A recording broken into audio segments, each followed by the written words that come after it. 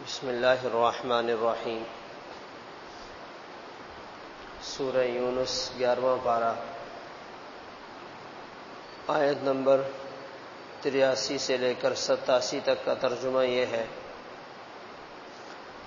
فما آمن لموسیٰ الا ذریۃ من قومہ، حضرت موسیٰ علیہ السلام پر ان کی قوم میں سے چند نوجوان ایمان لائے، علی خوف من فرعون وملئہم، فرعون اور اس کی جماعت کے لوگوں کے خوف کی وجہ سے، ان یفتنہم، کہ پتہ چلنے پر کہیں انہیں آزمائش میں مبتلا نہ کر دیں، وَإِنَّ فِرْعَوْنَ لَعَالٍ فِي الْأَرْضِ، بے شک فرعون زمین میں بڑا حاکم بنا ہوا تھا، وَإِنَّهُ لَمِنَ الْمُسْرِفِينَ، اور وہ حد سے آگے بڑھنے والوں میں سے تھا۔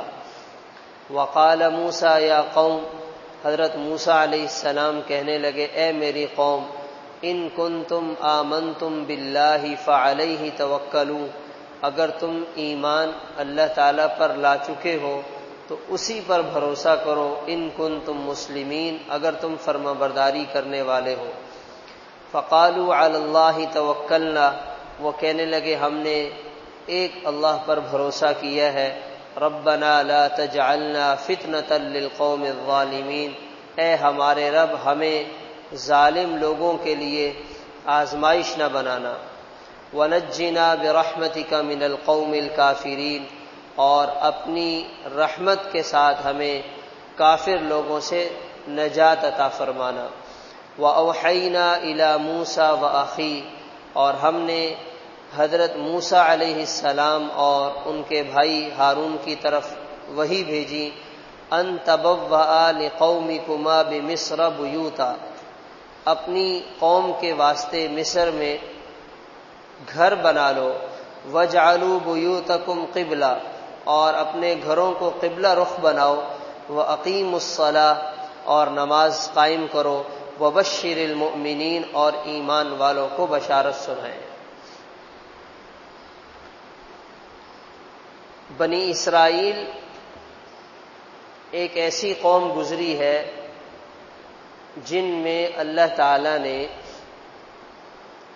ہزاروں کی تعداد میں انبیاء پیدا فرمائے۔ اپنے زمانے کی سب سے بڑی شان رکھنے والی قوم تھی، صدیوں تک انہیں عروج رہا، صدیوں تک۔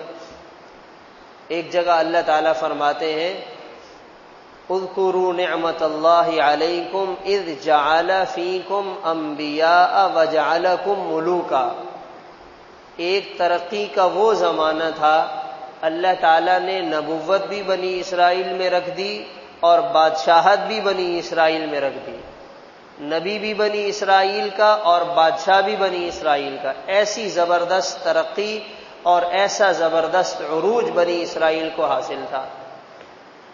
اور ایک وہ پستی کا زمانہ آیا جسے یہاں اللہ تعالیٰ ذکر فرماتے ہیں کہ حضرت موسیٰ علیہ السلام اپنی قوم کو غلامی سے، فرعون کے ظلم اور اس کی حاکمیت سے نجات دلانے کے لیے اپنی پوری کوشش کر رہے ہیں اور اپنی پوری جد و جہد کر رہے ہیں تاکہ اپنی قوم کو اس ظلم سے نجات دلا سکیں، مگر قوم آگے سے ہمت کرنے کے لیے تیار نہیں ہے، ڈرتے ہیں اگر ہم نے کوئی ایسا کام کر دیا، کوئی ایسی بات کر دی، فرعون کو پتہ چل گیا تو ہمارا کیا بنے گا۔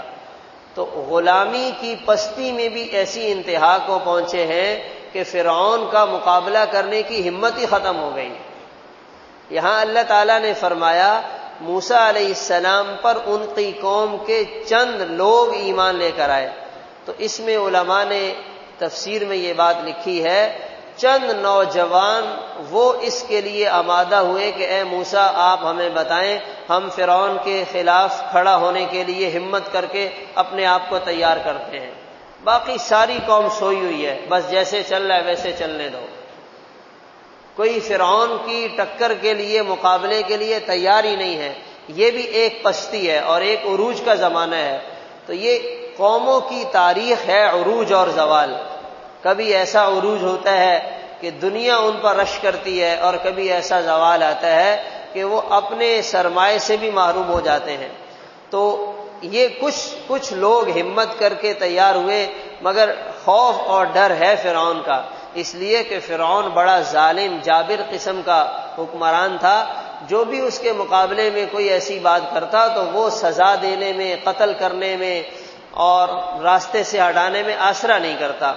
حضرت موسیٰ علیہ السلام نے کئی موقعوں پہ فرمایا ہوگا، سب کو جمع کیا اور کہا کہ ایک اللہ پر بھروسہ کرو، اللہ تعالیٰ تمہارے ساتھ ہیں، اللہ کی ذات بہت بڑی ہے، اور ہمت کرو، حوصلہ کرو، آگے بڑھو، اور اپنے آپ کو اس فرعون کی غلامی سے اور اس سارے ماحول سے نکالنے کی کوشش کرو. تو انہوں نے کہا علی اللہ توکلنا، ہم نے اللہ پر بھروسہ کیا، یا اللہ ہمیں ظالم لوگوں کے لیے تختہ مشق نہ بنانا اور ہمیں ان سے نجات عطا فرمانا. یہ کسی نہ کسی درجے میں تیار ہوئے. پھر آہستہ آہستہ کام چلتا رہا. اللہ تعالیٰ نے اس کے بعد ایک ایسا زمانہ آیا، وہی نازل فرمائی، اور حضرت موسیٰ علیہ السلام کو حکم دیا مصر میں اپنی قوم کے لوگوں کے لیے گھر بنائیں. اب گھر بنانے کا کیا مطلب ہے؟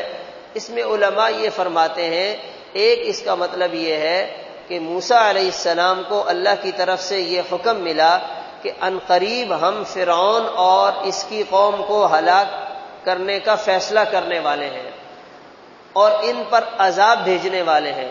تو اس کے لیے اپنی قوم کو ایک جگہ، ایک محلے میں، ایک سائٹ پر لے جائیں اور وہاں ان کی رہائش کا بندوبست کریں، تاکہ جو عذاب فرعون اور اس کی قوم پر آئے گا وہ تمہاری قوم اس سے محفوظ رہے.